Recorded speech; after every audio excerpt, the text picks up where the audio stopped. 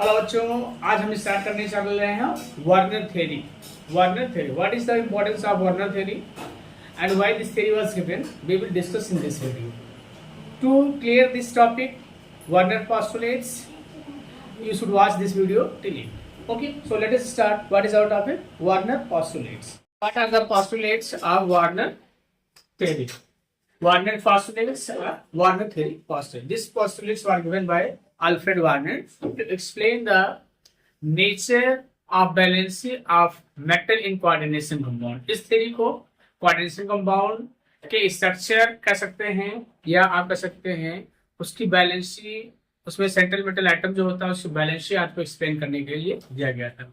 तो let us see what are the main postulates of Werner theory और Werner postulates. ध्यान देंगे, जैसे हम लोग यहाँ पे लिख रहे हैं, तो भाई एक कोऑर्डिनेशन कंपाउंड मैं लिख दे रहा हूँ, यहाँ लिख दे रहा हूँ K4Fe6। देखो ये क्या है, कोऑर्डिनेशन कंपाउंड, ठीक है। तो इसमें देखो, इसको हम लोग क्या कहते हैं, देखो इसको क्या कहते हैं, सेंट्रल मेटल एटम, ठीक है। जो क्या पे, तो इसमें हम लोग इसकी बात कर रहे हैं, ध्यान देना, इसकी बात कर रहे हैं, ध्यान देना। Metal in coordination compound shows two type of valence. Metals in coordination compound shows two type of valency. First is primary valency, second is secondary. Metals in coordination compound shows two type of valency, primary valency and secondary valency. Next, what is the primary valency is satisfied by negative ions and equal to oxidation number. Equal to oxidation number. इससे equal होता है primary valence is satisfied by negative ions and equal to oxidation number.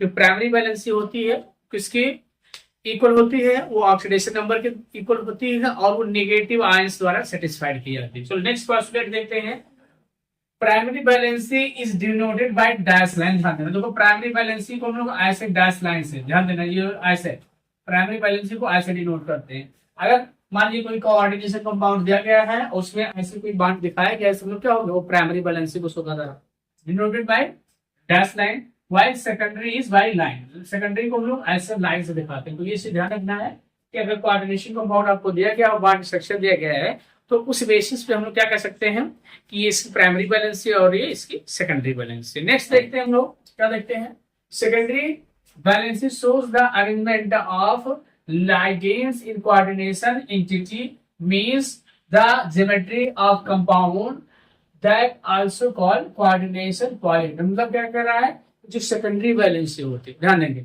Secondary valency जो होती है, ठीक है, secondary valency क्या होती है बेटा, सेकेंडरी वैलेंसी जो होती है, जैसे हम लोग यहाँ सेकेंडरी वैलेंसी इसका जो है क्या है, यहाँ पे कैलकुलेट कर सकते हैं। यहाँ पे सेकेंडरी वैलेंसी क्या है, 6 है, और ये सेकेंडरी वैलेंसी क्या करती है, इस कोऑर्डिनेशन कंपाउंड में इन लिगेंड के अरेंजमेंट को शो करती है, और इन्हीं लिगेंड के इसी अरेंजमेंट को हम लोग क्या कहते हैं, पॉलीहेड्रन कहते हैं। तो ये जो लिगेंड्स का अरेंजमेंट होता है बेटा, यही ज्योमेट्री ऑफ मॉलिक्यूल को डिसाइड करता है, कंपाउंड का जो है ज्योमेट्री डिसाइड करता है। देखो ये चीज हमने लिखा है, secondary valency shows the arrangement of ligands in coordination entity, means decide the geometry of compound that also called polyhedron।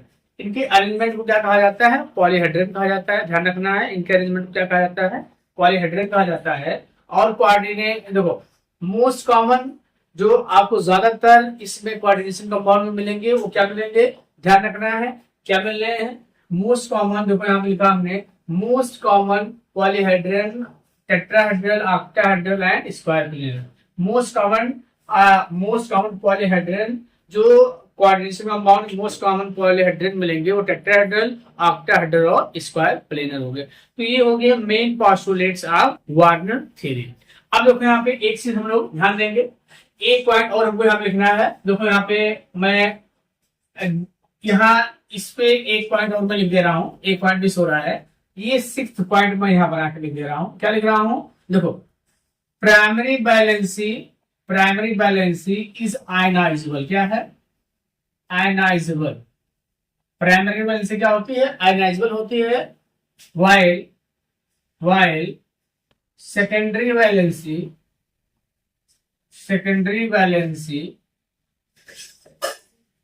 Is non ionizable. ठीक है, प्राइमरी वैलेंसी क्या होती है, आयनाइजेबल होती है, और सेकेंडरी वैलेंसी क्या होती है, नॉन आयनाइजेबल होती है। तो ये चीज हम लोगों ने यहाँ पे देख लिया, पॉस्टुलेट्स में इसके देख लिया क्या क्या पॉस्टुलेट्स है, एक बार पुनः हम लोग देख लेते हैं।